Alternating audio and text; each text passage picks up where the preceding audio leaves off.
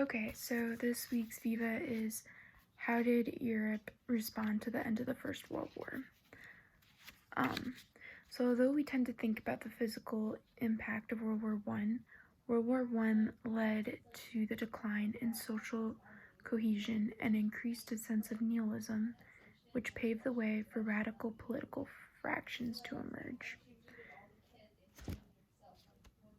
Okay, so it did this by embracing the absurd, decadence redux, and search for community, whether it be good or bad. So the first way that World War I increased a sense of nihilism and paved a way for radical political functions is through embracing the absurd.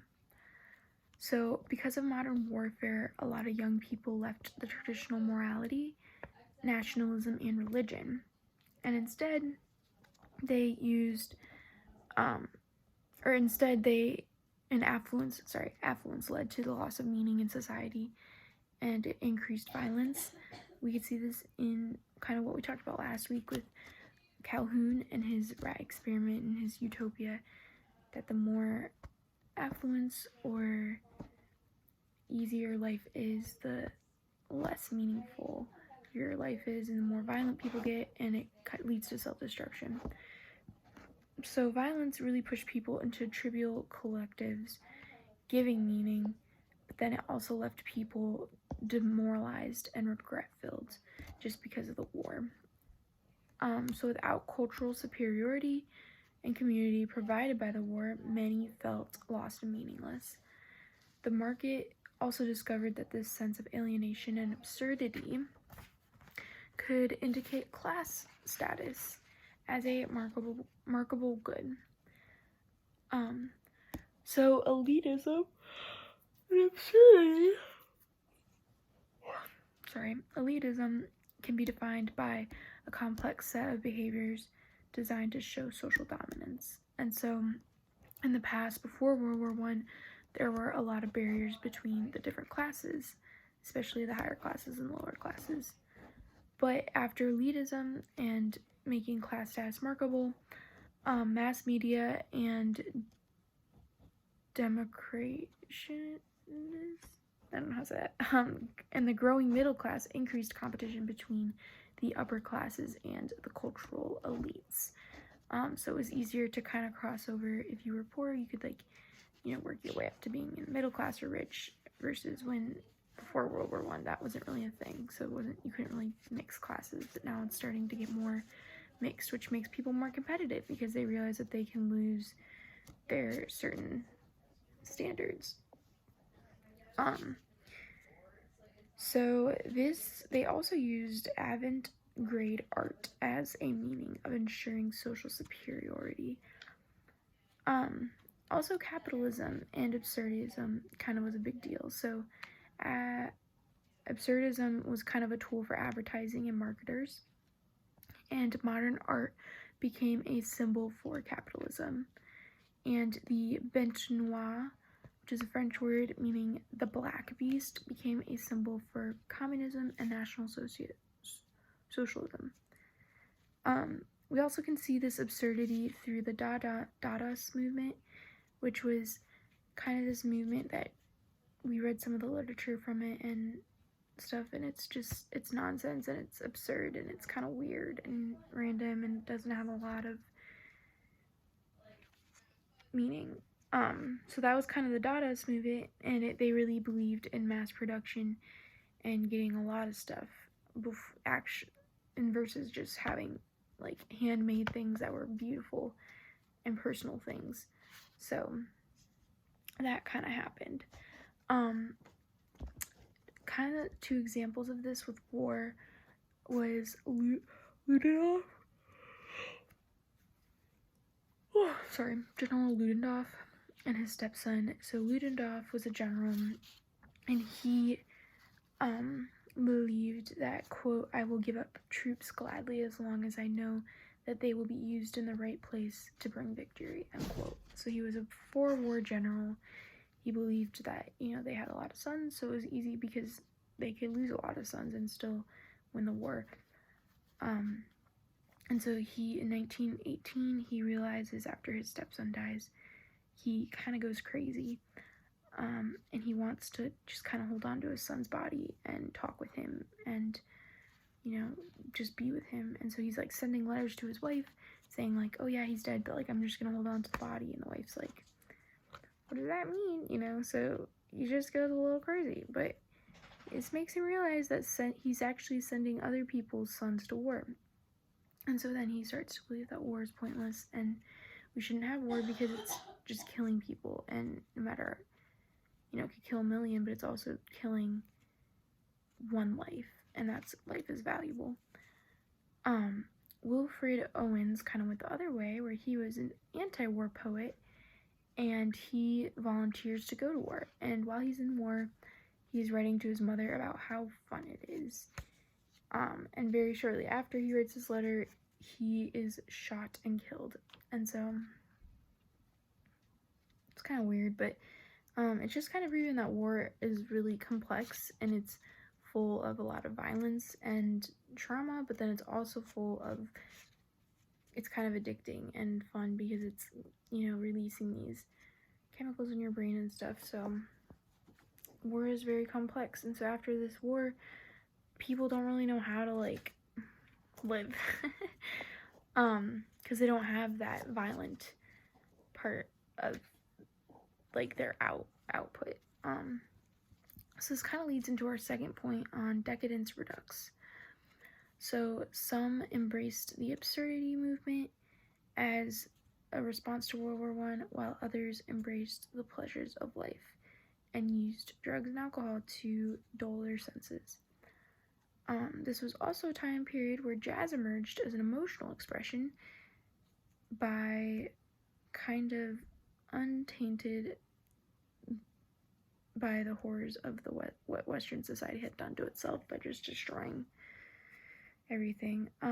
So gangsters also emerged as anti-heroes during this time, and it was similar to the narratives which led to the World War I. So post-war chaos in Europe strengthened organized crime, particularly in Germany and Austria, because their governments kind of fell and lost a lot of power after World War I. According to Benjamin Russell Butterworth, who is a PhD researcher in psychology, he was saying how the ineffectiveness of prescribed treatments for soldiers who had experienced trauma, soldiers went to self-medicate with drugs and alcohol. And the self-medication is kind of seen as treating the symptoms of PTSD, such as flashbacks and nightmares. So people still do that probably today with drugs and alcohol. But yeah. Example. I'm so tired. An example of this kind of embracing violence and criminal behavior in art is Kurt Weill's Threepenny Opera, where he really celebrates criminal behavior and murder.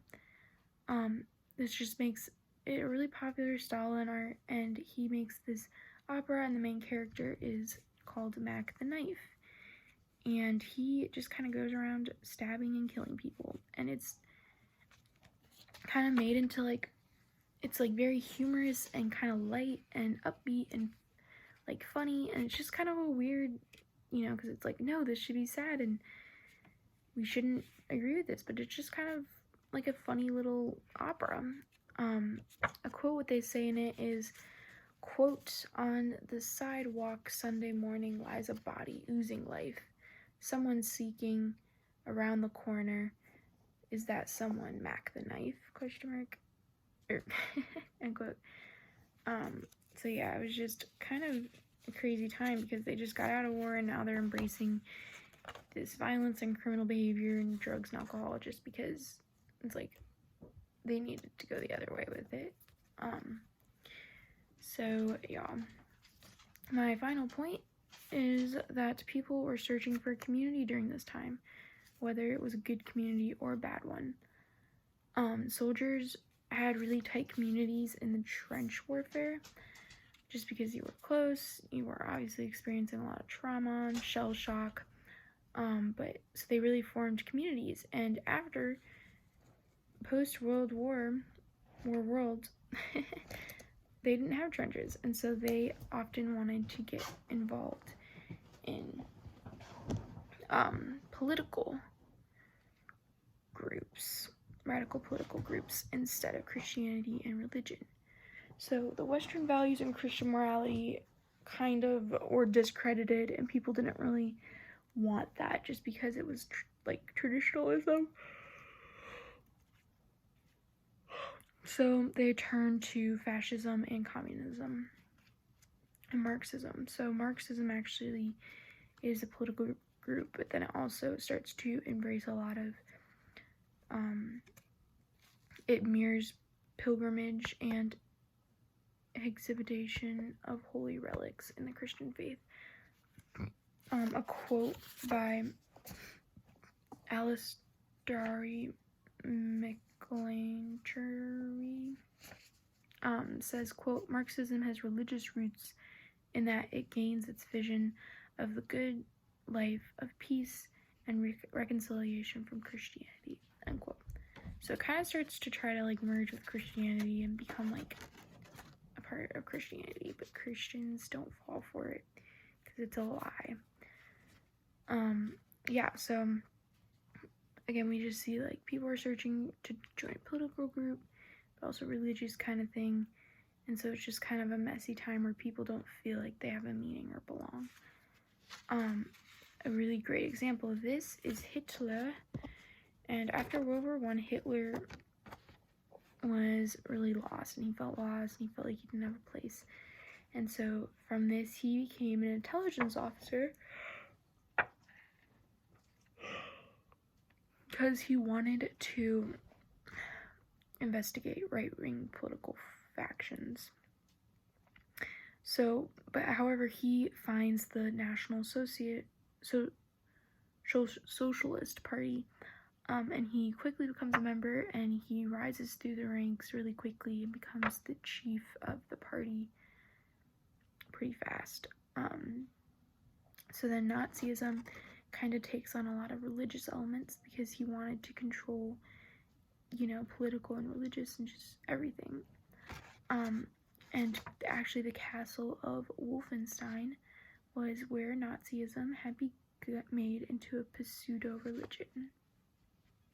So, Heinrich Himmler found the castle while he was accompanying Hitler on their 1933 campaign. And he liked this castle. He wanted another one originally, but this one he was like, okay, we can do this. And he turned it into an SS leadership school to teach everyone the same ideology training, such as Arianism and occultism.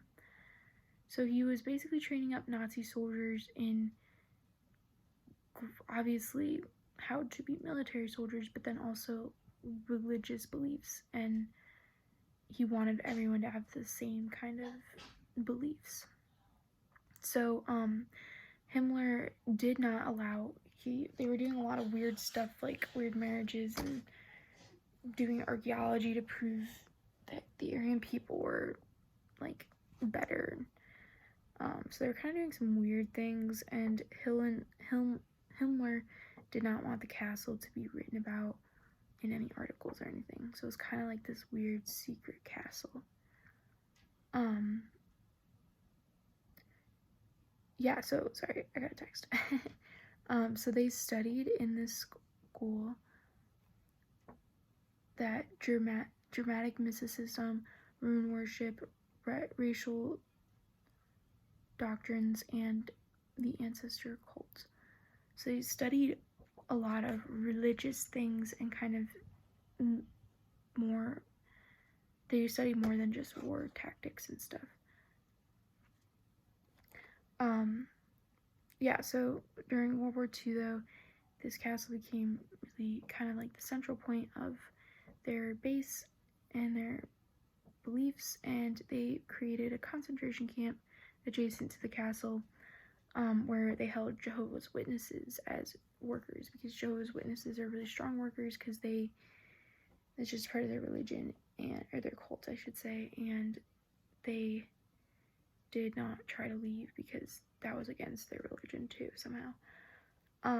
So they had them all as workers, and towards the end of World War II, Hitler actually tried to have men blow up this castle and bury a lot of their treasure that they had there, because the US was coming, and they were coming to get rid of the concentration camp, and they were afraid that they were going to take the castle, and they didn't want that. So there actually is still treasure buried that we still have not found till this day. And the castle has just really become a focal point of the German Nazi philosophy and stuff that they believed, which is really scary, because it wasn't just like the start of World War II, but it was a group that they created to feel like they belonged after World War I. Edmund Taylor kind of puts it really well and sums it up really well by saying, quote, "The First World War killed fewer victims than the Second World War, destroyed fewer buildings, and uprooted millions instead of tens of millions.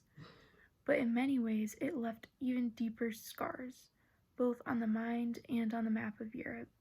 The old world never recovered from the shock," end quote. So that's just a really quick quote that kind of shows us that World War I maybe wasn't as intense as World War II, but it contributed a lot to the start of World War II.